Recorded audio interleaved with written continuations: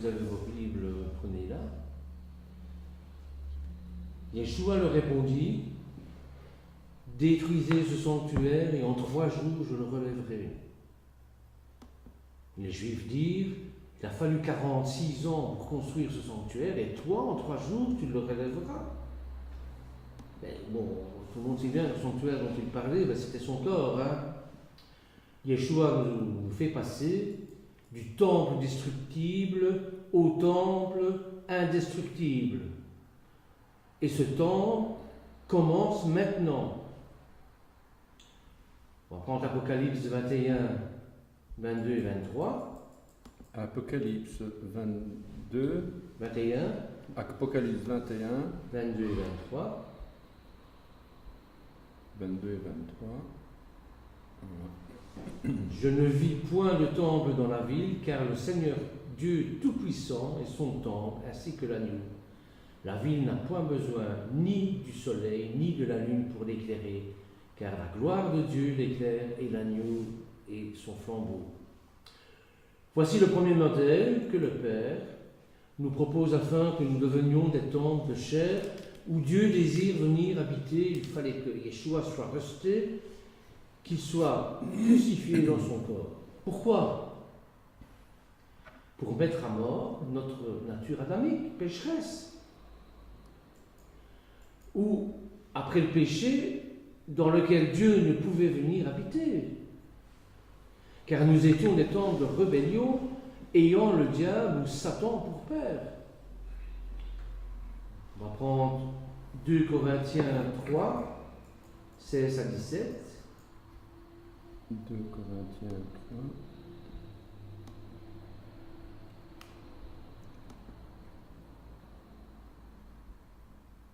Voilà. Quel rapport y a-t-il entre le temple de Dieu et les idoles? Car nous sommes le temple du Dieu vivant. Comme Dieu l'a dit, j'habiterai, je marcherai au milieu d'eux. Je serai leur Dieu et ils seront mon peuple. C'est 2 Corinthiens 1 Corinthiens 2 Corinthiens 3. 2 Corinthiens 3. 16 à 17. Mais lorsque les cœurs se convertissent au Seigneur, le voile est ôté. Or le Seigneur c'est l'Esprit, et là où l'Esprit du Seigneur, là est la liberté. C'est pourquoi sortez du milieu d'eux, séparez-vous, dit le Seigneur, ne touchez pas ce qui est impur, et je vous accueillerai. Je me suis peut-être trompé dans les références. Sortez du milieu d'eux, séparez-vous, dit le Seigneur, ne touchez pas à ce qui est impur. 2 Corinthiens 6, 17. Pardon, voilà. 2 Corinthiens 6, 17. Maintenant j'appartiens à Dieu, je suis devenu son temple vivant où il réside. Donc 1 Corinthiens 6, 19 nous dit ceci. Ne le savez-vous pas? Votre corps est le sanctuaire de l'Esprit Saint qui est en vous et que vous tenez de Dieu. Vous ne vous appartenez pas à vous-même, car vous avez été achetés à un prix. Glorifiez donc Dieu dans votre corps. Maintenant, à chacun d'entre nous qu'il appartient de veiller sur la propreté, entre guillemets, à la sainteté du temple que nous sommes, afin que la gloire de Dieu se manifeste. Quand nous sommes devenus un temple de grâce, ou par grâce. Toujours dans 2 Corinthiens 7, premier verset, nous dit ceci. Ayant donc de telles promesses, bien-aimés, purifions-nous de toute souillure de la chair et de l'esprit, en achevant notre sanctification dans la crainte de Dieu. Toute construction repose sur une pierre angulaire. Dieu a préparé, choisi lui-même la pierre angulaire sur laquelle doit être édifiée la construction. Cette construction, c'est Yeshua qui a été rejeté par les hommes ou les responsables religieux, c'est-à-dire tous ceux qui ne croient pas en lui. Pierre angulaire, c'est la pièce fondamentale placée à une extrémité. L'angle, le mot gouvernement vient de angle, c'est-à-dire ce qui va déterminer l'emplacement et l'orientation de l'édifice. Et c'est la pierre sur laquelle va reposer l'édifice, la pierre sur laquelle va s'élever l'édifice. C'est sur cette aile sur laquelle Dieu attend et m'invite à me poser ou nous invite à nous poser. Alors quels sont les matériaux de construction que Dieu emploie pour son temple où il veut demeurer? Eh bien, la Bible nous dit que la pierre angulaire choisie par Dieu, c'est celle qui a été dédaignée, rejetée par les hommes et les chefs religieux. C'est la pierre en qui le monde n'a aucune emprise, aucune influence. Nous savons que cette pierre se nomme Yeshua, qui a été crucifié par ceux qui l'ont rejeté. Mais Pierre le Dieu va choisir pour bâtir sur la pierre angulaire seront de la même nature, rejetés par le monde, on en parlait, et qui ont décidé de renoncer au monde et à ses convoitises pour vivre de la vie de Yeshua. Comme le dit l'apôtre Paul en Galates 6, verset 14,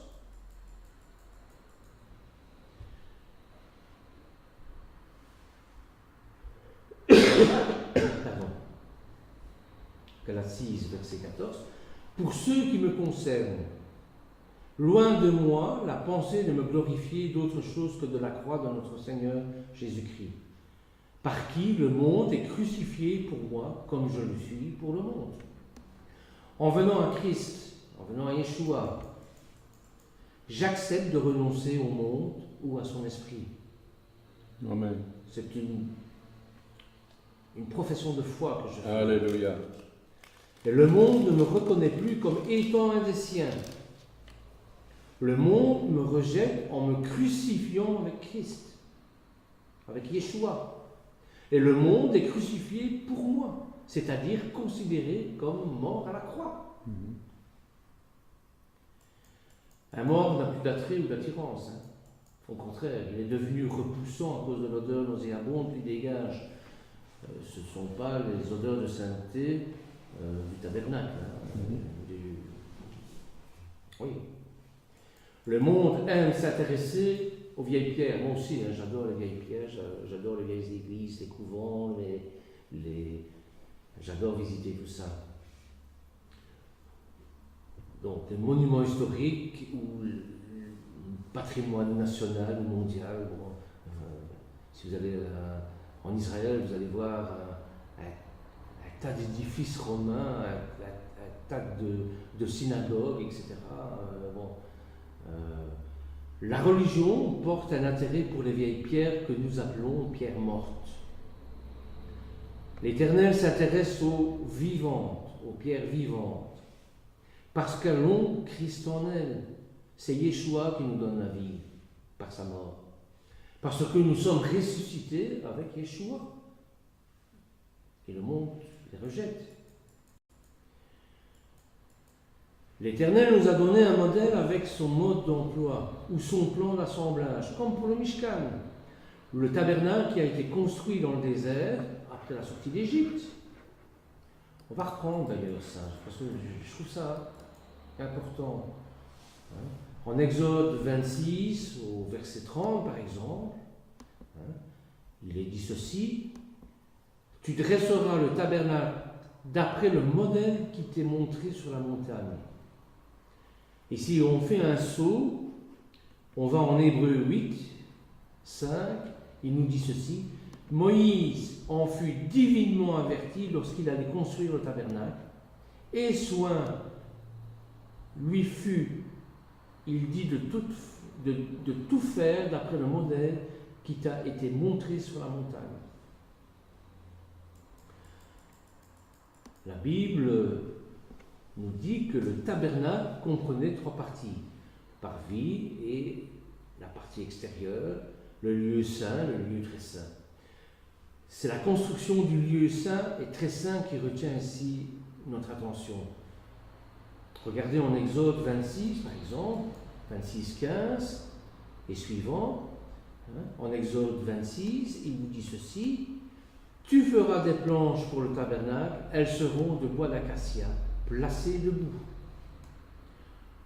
Verset 17, il y aura à chaque planche 2 tenons joints l'un à l'autre. Tu feras de même pour toutes les planches du tabernacle. Tu feras 20 planches pour le tabernacle du côté du midi. Tu mettras 40 bases d'argent sur les 20 planches, 2 bases sur chaque planche pour ces 2 tenons. En Exode, au verset 26 au verset 29, tu couvriras d'or les planches et tu feras alors leurs anneaux qui recevront les barres et que tu couvriras d'or les barres. Le bois d'acacia qui se développe plus particulièrement dans le désert, où les terres pauvres représentent très bien Yeshua dans son humanité, rejeton qui sort d'une terre desséchée, Isaïe 53, 2. Chaque planche symbolise un croyant, ou, dans notre cas du Beth Amidash, une pierre vivante, comme nous l'avons vu en 1 Pierre 2, 4 à 5, un peu plus haut. Tout de suite, nous remarquons que sous chaque planche doit être placé 2 tenons joints l'un à l'autre. Ces 2 tenons représentent l'un l'amour et l'autre la sainteté qui sont liés l'un à l'autre. Je ne sais pas ce que tu en penses, Jacques. Pour moi, c'est un peu ça que j'ai vu. L'amour sans la sainteté ne serait que mascarade à la sainteté. Ne serait qu'une mascarade. Et la sainteté sans l'amour ne serait que du légalisme. Verset 19 nous révèle une réalité importante. Tu as 40 bases d'argent sous les 20 planches. 2 bases sous chaque planche pour ces 2 tenons. L'argent nous parle de rachat, de rédemption. Yeshua a été vendu pour 30 pièces d'argent. Exode 30, 11 à 16. On va reprendre aussi. Excusez-moi si je vous fais retourner en arrière, mais il y a un fil conducteur. Ce fil conducteur, c'est le Mishkan, le Beth Amidash et le corps de Yeshua. Exode 30, 11 à 16. L'Éternel parle à Moïse et dit: lorsque tu compteras les enfants d'Israël, pour en faire le dénombrement, chacun payera à l'Éternel le rachat de sa personne ou une rançon de son âme, afin qu'il ne soit pas frappé d'aucune plaie lors de ce dénombrement. Chacun donnera un demi-cycle. Le riche ne payera pas plus que le pauvre ne payera pas moins.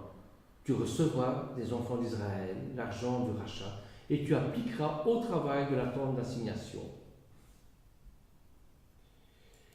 Ce sera pour les enfants d'Israël un souvenir devant l'Éternel pour le rachat de leur personne. Eh bien, sur ce rachat, symbolise le rachat de Yeshua sur la croix, comme l'agneau de Dieu. Nous voyons ici que l'argent ou le rachat, c'est la base sur laquelle doit reposer chaque planche avec ses tenons. Comme je l'ai dit plus haut, les planches, ce sont les chrétiens. Ce sont les croyants, du moins, en Yeshua. Autrement dit, si nous voulons être une maison spirituelle pour Dieu, il faut d'abord que nous ayons expérimenté le besoin de rachat ou de rédemption que nous apporte celui qui a payé de sa personne, Yeshua, la rançon inestimable dont nous étions redevables envers Dieu. Un rachat complètement immérité. Une grande précision nous est donnée également par les versets suivants, en Exode 26 à 28, Exode 26 à 28. Tu feras 5 barres de bois d'acacia pour les planches de l'un des côtés du tabernacle, 5 barres pour les planches du second côté du tabernacle, et 5 barres pour les planches du côté du tabernacle formant le fond vers l'Occident. La planche de milieu traversera les planches d'une extrémité à l'autre. Ces 5 barres horizontales annoncent quoi? Regardons un peu le symbolisme. Pour moi, ces 5 barres horizontales annoncent les 5 ministères dont nous avons besoin pour nous développer harmonieusement, nous perfectionner en vue de l'œuvre du ministère et de l'édification du corps du Mashiach. Et ces barres, elles maintiennent toutes ces planches ensemble. Ensemble. Si tu enlèves les barres, il y a tout qui Tout s'écroule. comme Il y a tout qui un s'écroule. domino. Jusqu'à ce que nous soyons tous parvenus à l'unité de la foi et de la connaissance du Fils de Dieu, à l'état d'homme fait à la mesure de la stature parfaite de Yeshua. Ainsi, nous ne serons plus des enfants flottants à tout vent de doctrine, par la tromperie des hommes, par leur ruse dans les moyens de séduction, mais en professant la vérité dans l'amour, nous croîtrons à tous égards et en celui qui est le chef, c'est-à-dire en Yeshua. On va se développer en lui. C'est de lui et grâce à son assistance que tout le corps bien coordonné et formant un solide assemblage tire son accomplissement selon la force qui convient à chacune de ses parties et s'édifie lui-même dans l'amour. Ça se trouve dans Éphésiens 4, 12 à 16. La barre centrale qui traverse toutes les planches, comme le disait Jean, représente l'œuvre du Saint-Esprit, la Ruach Kodesh. Celui de qui nous recevons l'amour du Père dans nos cœurs, il est également celui qui fait de nous les croyants. La multitude de ceux qui avaient cru n'était qu'un seul cœur et une seule âme. Offrons des victimes spirituelles à Dieu par Yeshua. Afin d'offrir des victimes spirituelles, qu'est-ce que cela signifie? Dans les temps anciens, les hommes, comme Abraham, ont construit des autels pour rencontrer l'Éternel. Maintenant que nous sommes devenus, chacun d'entre nous, qui avons accepté Yeshua, un temple vivant, une demeure du Saint-Esprit, un autel est élevé dans nos cœurs. Regardons le verset 5 de 1 Pierre 2. On va prendre plusieurs traductions parce qu'on m'a reproché souvent de ne prendre qu'une seule traduction, celle de Louis II.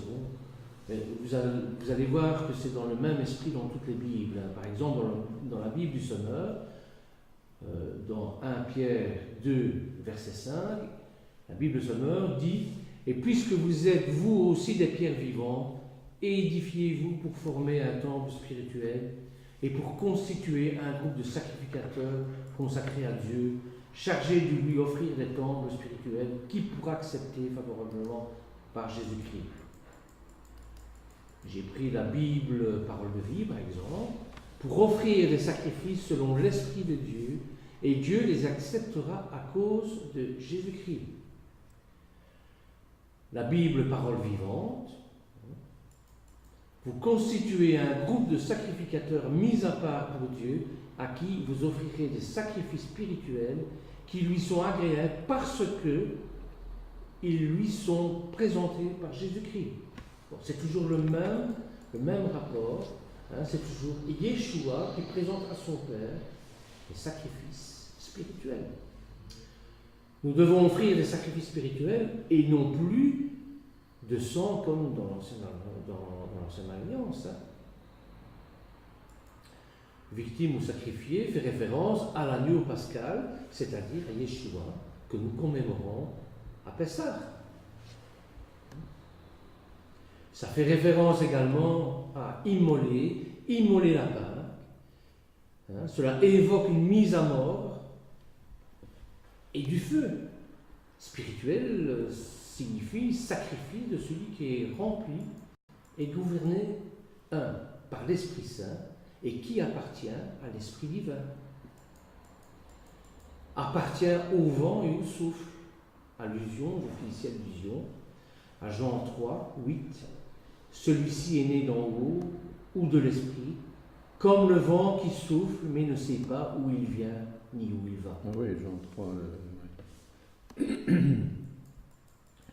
Spirituel signifie également un esprit donnant la vie de nature divine. Donc, une victime spirituelle, c'est une victime qui a l'esprit de la vie et de nature divine. Ces sacrifices ou victimes spirituelles ne seront acceptés ou agréés, c'est-à-dire reçus favorablement, que s'ils sont présentés par Yeshua et dans le nom de Yeshua. Pour cela, il faut avoir accepté et être revêtu de justice que Yeshua nous a acquise par sa mort et sa résurrection. Jeanne vous parlera des manteaux, des habits du grand prêtre, qui sont extrêmement importants pour pouvoir s'approcher du lieu très saint. Ces sacrifices ou victimes spirituelles doivent être selon l'Esprit, car Dieu est Esprit. Et pour cela, ou à cause de cela, nous avons besoin du Saint-Esprit.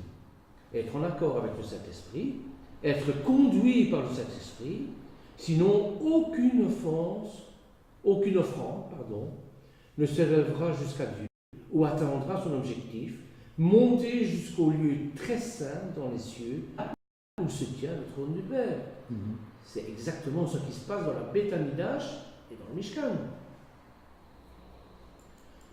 Avant tout, nous devons offrir un sacrifice de bonne odeur, c'est-à-dire qui parfum de Yeshua émanant d'un cœur reconnaissant et qui se tient dans l'obéissance.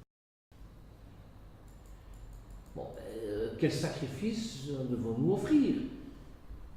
La réponse nous est donnée dans deux passages de la Bible. Dans Romains 12, 1 à 2, où il nous dit ceci.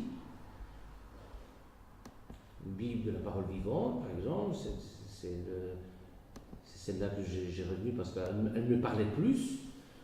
Je vous demande donc, frères, à cause de la bonté que Dieu vous a témoignée, de lui consacrer votre être tout entier, que votre corps, vos forces et toutes vos facultés soient mises à sa disposition comme une offrande vivante, sainte et qui plaise à Dieu.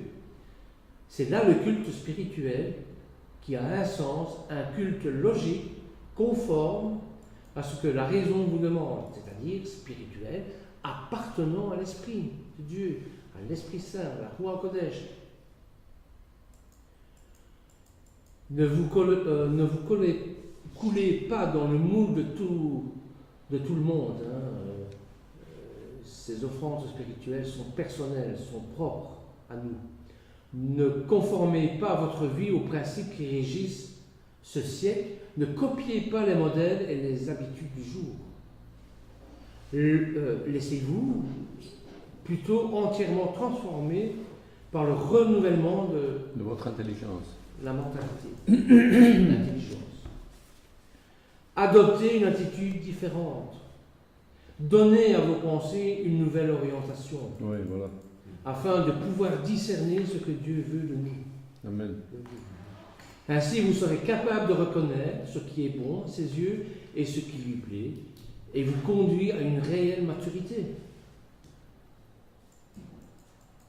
En Hébreux 13, au verset 15 à 16.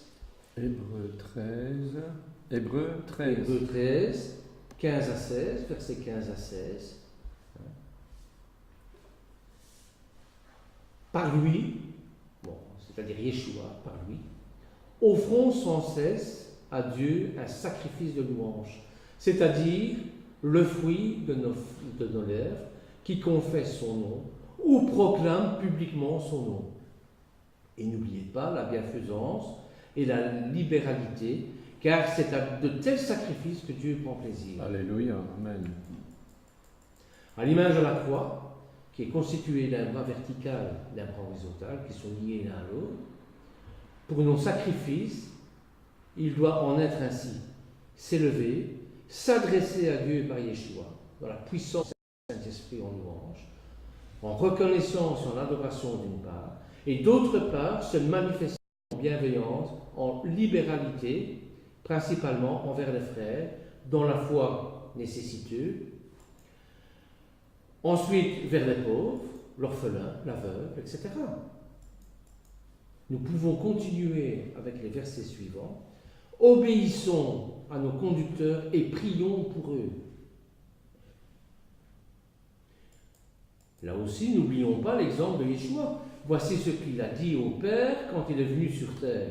En Hébreux 10, verset 5. C'est pourquoi Christ, entrant dans le monde, dit « Tu n'as voulu ni offrande ni sacrifice, mais tu m'as formé un corps. Tu n'as agréé ni holocauste ni sacrifice pour le péché. » J'ai dit « Voici, je viens pour faire ta volonté. » Alléluia. Après avoir d'abord, tu n'as voulu et tu n'as agréé ni sacrifice, ni offrande, ni holocauste, ni sacrifice pour le péché, c'est ce qu'on offre par la loi. Et il dit ensuite, voici, je viens pour faire ta volonté. Regardez quelle humilité, quel kénos, Amen. C'est incroyable. Le Fils de Dieu, Dieu vivant, qui fait la volonté du Père. C'est bon. Il supprime ainsi la première chose, les sacrifices de sang de la loi. Établit la seconde. C'est la seconde en offrant son corps et en obéissant à la volonté de son Père qu'il répond avec cette parole. Et c'est dans cette volonté que nous sommes sanctifiés par l'offrande du corps de Yeshua, une fois pour toutes. Il ne s'agit pas de constamment demander l'offrande de Yeshua, c'est une offrande perpétuelle, Amen. Une fois pour toutes. Yeshua, bien que né d'une femme pour avoir un corps semblable au nôtre, était parfait dans toute l'humanité, car il a été conçu par le Saint-Esprit. Celui qui ne peut pas concevoir ça, eh bien, il n'a pas la foi. C'est par la foi que nous savons ça. Amen. Le péché n'a jamais eu d'emprise sur lui, même en toutes choses, comme nous. C'est la raison pour laquelle il s'est offert au Père en sacrifice de bonne odeur, sans passer par la repentance et l'expiation. Il n'y a pas besoin de ça, lui.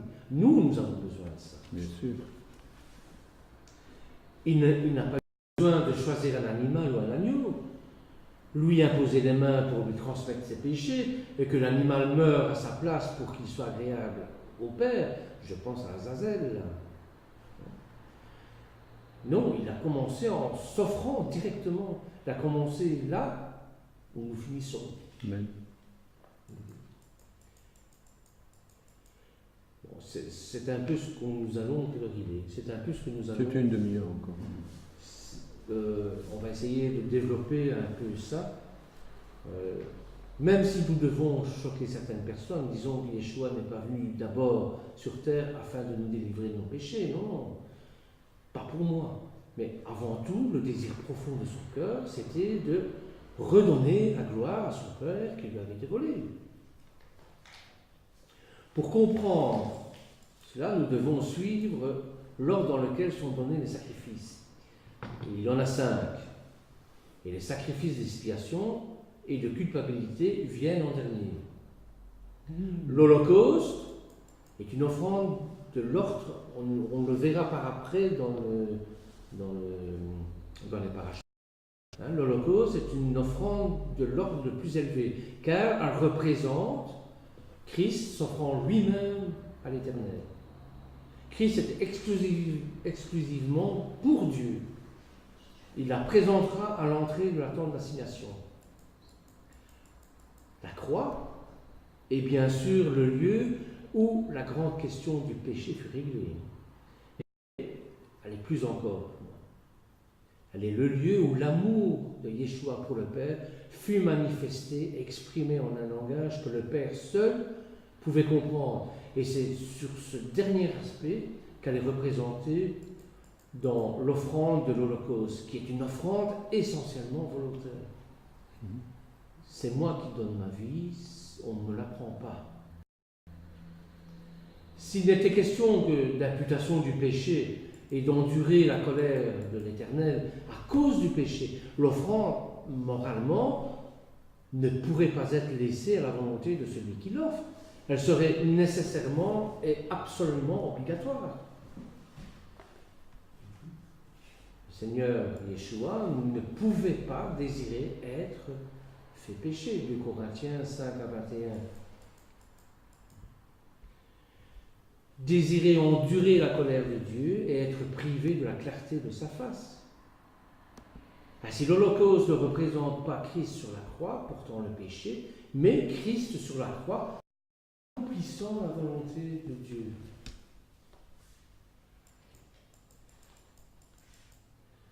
Les propres paroles de Yeshua nous apprennent que lui-même contemplait la croix sous ces deux aspects différents. Quand il envisageait la croix comme le lieu de l'expiation du péché, il anticipait les souffrances qu'elle renfermait et il s'écria « Père, si tu voulais faire passer cette coupe loin de moi », il était saisi d'effroi devant ce que son œuvre entraînait pour lui. Son âme sainte et pure recule à la pensée d'être fait pécher. Et son cœur aimant à celle de perdre pour un moment la lumière de la face de Dieu. Pourquoi sommes-nous si acharnés à construire tout un tas de religions pour nous reconnecter à l'Éternel, alors qu'il suffit de lui demander, mais la proposition qu'il nous fait, on la rejette souvent. Mais on s'évertue à créer des dieux pour se reconnecter à lui. C'est parce que c'est ce paradis perdu, c'est ce moment de lumière de la face de Dieu qui nous est enlevé. Et pour nous, c'est insupportable.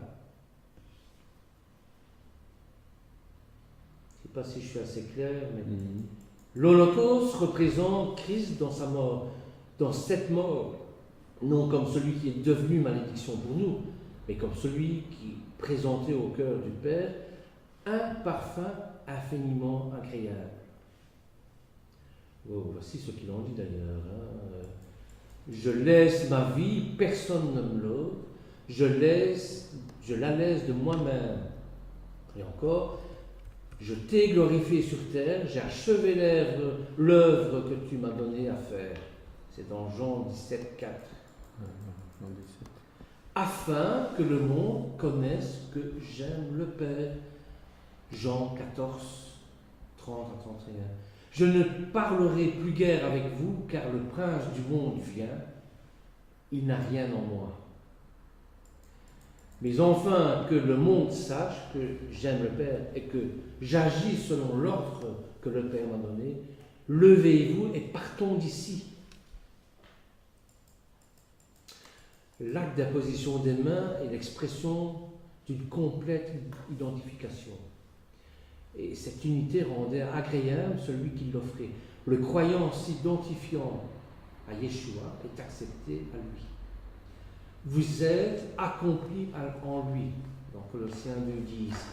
Rendu agréable dans le bien-aimé, Éphésiens 6.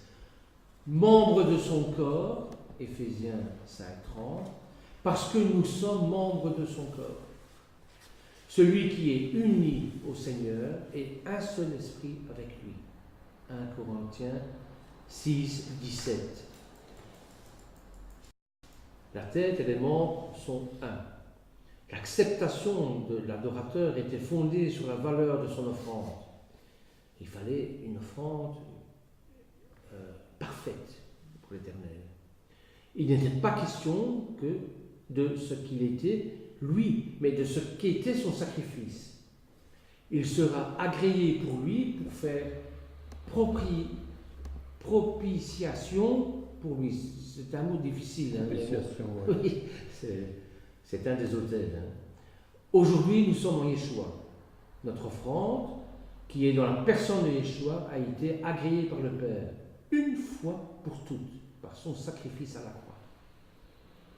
C'est Yeshua qui s'est offert en propitiation pour nous. Alors, approchons-nous avec assurance et offrons sans cesse un sacrifice de louange, c'est-à-dire le fruit des lèvres qui confesse le nom de Yeshua, un nom au-dessus.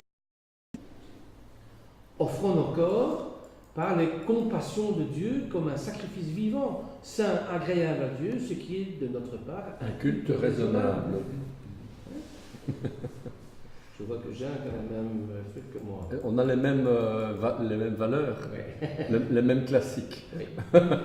Il a donc la mort de Christ, des profondeurs qui sont hors de la portée de l'homme, et que Dieu seul a pu sonder. Aucun homme ni aucun ange ne peut sonder jusqu'au fond du mystère de la mort de Christ.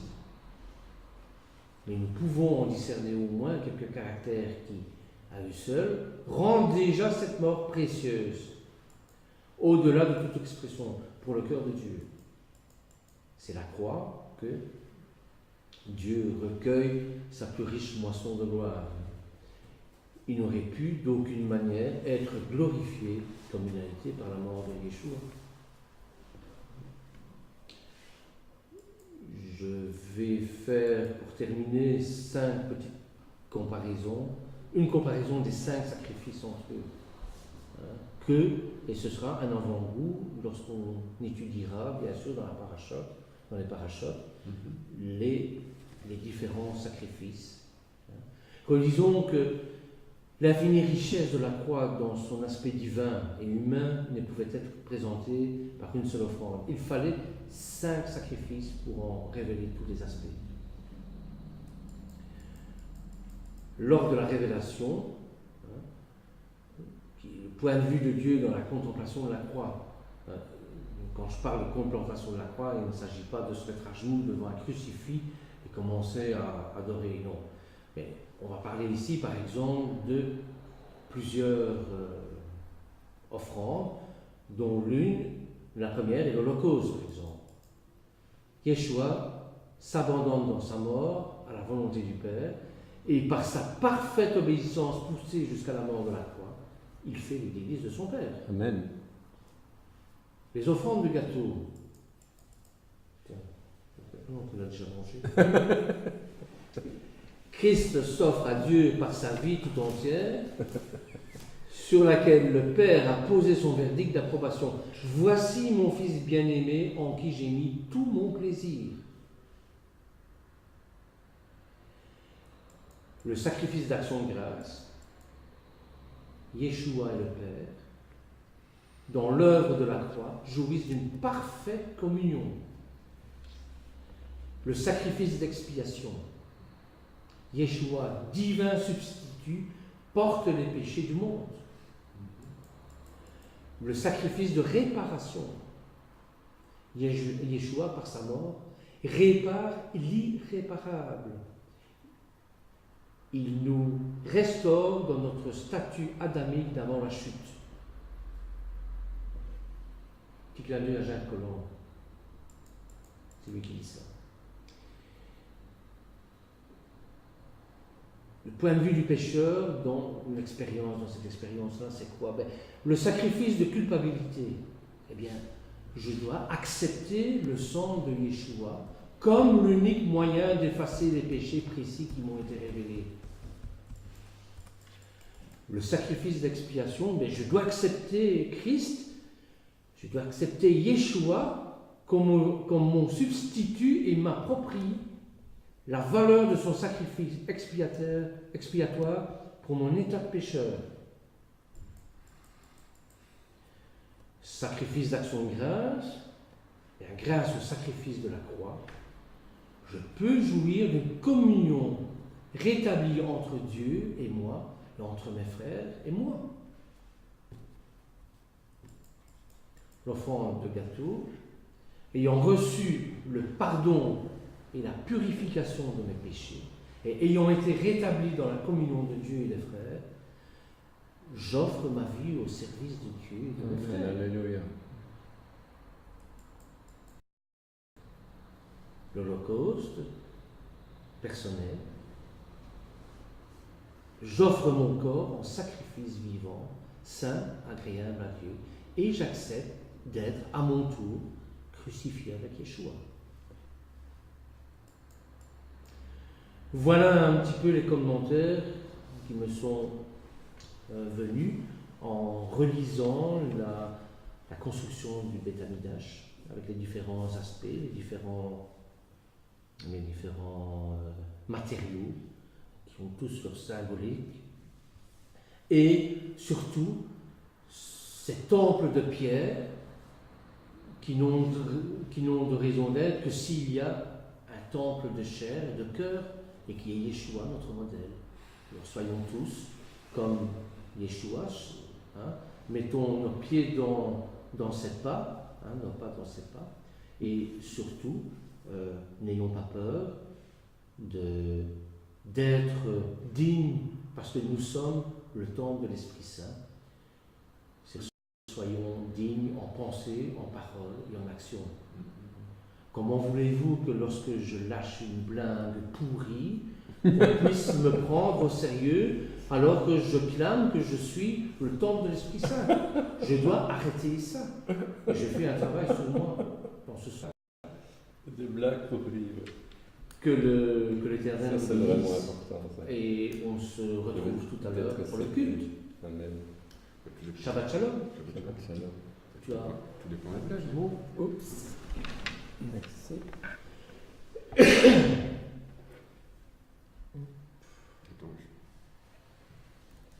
Voilà. Merci Bernard, c'était passionnant. Cette parole prophétique de la Torah qui est révélée en Yeshua, qui s'accomplit en Yeshua. Ouais. Et nous avons vraiment à recevoir un enseignement de cette Torah parce que nous croyons que c'est des choses dépassées, révolues, alors qu'en réalité, c'est justement pour nous. La Torah, c'est pour nous. Aujourd'hui qu'elle a été écrite, et ce n'est pas du tout une parole qui a été donnée il y a 2-3 000 ans. Quoi. Amen. Tout ce sacrifice de culpabilité qui a été repris sur les épaules de Yeshua, c'est pour nous, justement, que nous avons à comprendre ces choses-là et à comprendre le pourquoi du comment, le pourquoi d'un Beth Amikdash, le pourquoi d'un tabernacle, qui est une représentation des choses, en partie des choses qui sont dans les cieux, et en partie des choses qui sont sur la terre. Et d'ailleurs, l'année passée, on avait vu dans l'Hébreu que le modèle qui est utilisé pour la fabrication du tabernacle et de tous les ustensiles donc ce modèle a été donné sur Dieu a donné à Moïse. Et le modèle, on voit dans l'Hébreu que le modèle est basé sur la racine hébraïque qui représente Israël. Autrement dit, le modèle n'est pas un modèle qui représente des choses célestes inaccessibles, mais c'est au contraire, c'est basé sur un modèle qui représente Israël. Israël est impliqué dans le modèle que Dieu va utiliser pour construire le tabernacle. C'est incroyable, quoi.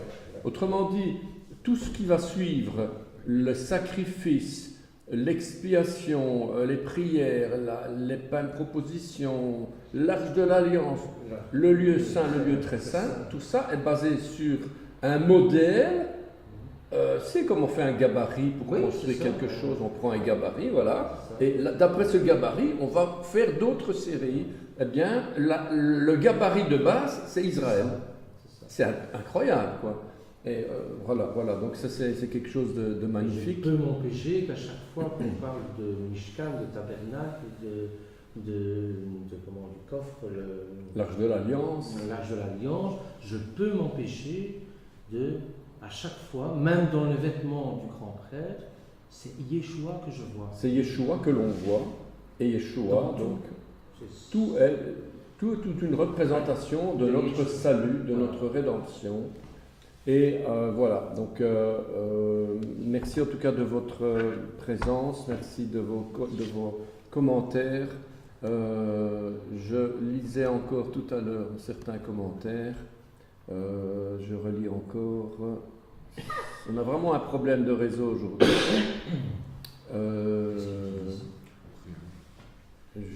Voilà, donc en tout cas bienvenue à Sentinelle, bienvenue à Prosperous Gis. Julie Anne Carpini. Voilà, donc vous êtes, en tout cas, on vous remercie vraiment de votre présence, de votre collaboration, de votre affection.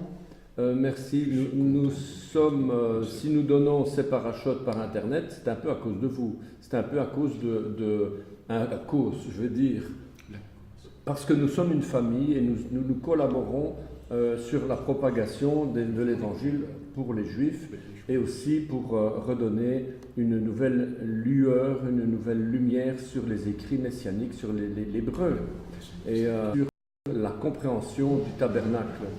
En tout cas, je vous remercie vraiment de votre attention. De tout à l'heure, ce sera moi qui présenterai encore le culte, donc je ne vais pas en remettre encore davantage maintenant, puisque nous allons encore reparler de certaines choses concernant cette paracha. Donc, juste que nous aurons un PowerPoint un petit peu illustré comme ça, qui va nous faire un petit survol des points que nous avons vus ici. Je vous remercie en tout cas de votre attention et je vous souhaite un Shabbat Shalom et on se revoit dans à peu près une heure, enfin une petite heure comme ça. Voilà, Shalom à tous.